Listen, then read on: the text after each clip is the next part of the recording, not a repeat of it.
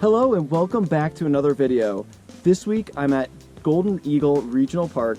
It's off of Vista Boulevard in Sparks, and it is a great amenity for the community. It opened up in 2008 and they expanded in 2013. It's a large-scale sports complex for the youth. It's got soccer fields and baseball fields, concessions and things like that. And there are also access to BLM trails and roads, so you can come out here, you can do target shooting, mountain biking, trail running, or hiking. And I really highly encourage you to check it out when you get a chance. This week I wanted to share with you just a little insight into the home inspection process and what the importance of it is, and just drill down a little bit into detail about how it all works, right? So you make an offer on a property, you negotiate back and forth with the seller, or the agent does on your behalf, and you strike a deal, right? You're like, oh great, we got a mutually agreed price and we're ready to go. But also part of that offer is your timeline for contingencies. So you might have a home inspection contingency, appraisal contingency, among others. So drilling down to the home inspection, you get to choose as the buyer, how many days do I need for this due diligence period where I'm going to investigate the condition of the property and what repairs may or may not need to be done right now. So typically it's about 14 days, but if you've got other offers on the table, you might want to shorten the period to 7 days, or maybe even do what's called a pre-inspection, where you inspect the property before you even have the accepted offer. Or maybe if you're out of state and you need to come check it out and view the home inspection or tour the house for yourself, you can do a longer period, maybe like 21 days.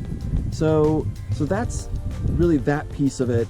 The other piece is, once you have the inspection, then what happens? So you pay a home inspector that maybe your realtor recommends or a friend recommends. I would highly encourage you to ask your realtor to give you at least 3 options so you can figure out which one is going to work best for you. And then from there, once you conduct the inspection, you'll get a long report from the inspector with, details on the roof, the plumbing, electrical, everything will get tested. So you'll have this nice summary of things that need to be addressed. So the best way to proceed from that point is to take a look at the big ticket items. If there's anything in there that's a deal breaker, this contingency allows you the opportunity to then back out of the deal and receive your earnest money deposit back.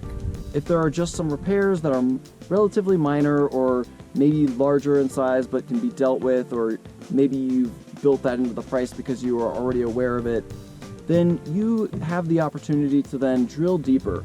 So let's say there were some issues with the roof.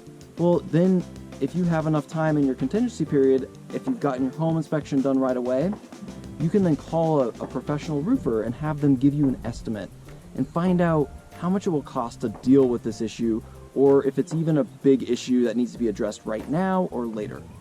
Then from there, you can take all the information that you've gathered from your due diligence of the home inspection and go back to the seller and say either A, hey, I've got all of these items, A, B, and C, that we really would like to have addressed before closing.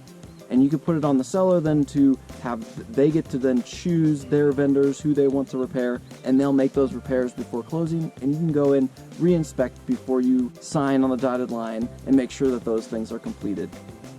Now, the other alternative is that you could figure out how much it's going to cost to do the repairs that you feel are necessary to be completed before closing. Instead of asking the seller to perform those, you could say, okay, well, A, B, and C is going to cost X amount of dollars, and we would request a credit for X amount of dollars depending on those repairs.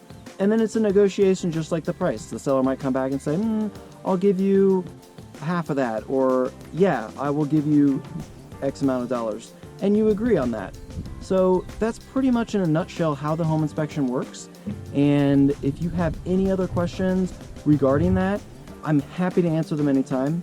But in the meantime, I hope you all are staying safe and healthy out there and enjoying the great outdoors a little bit with some distance, of course. And remember, near or far, I will absolutely be able to answer any of your real estate questions. And I look forward to hearing from you, and we'll see you next week.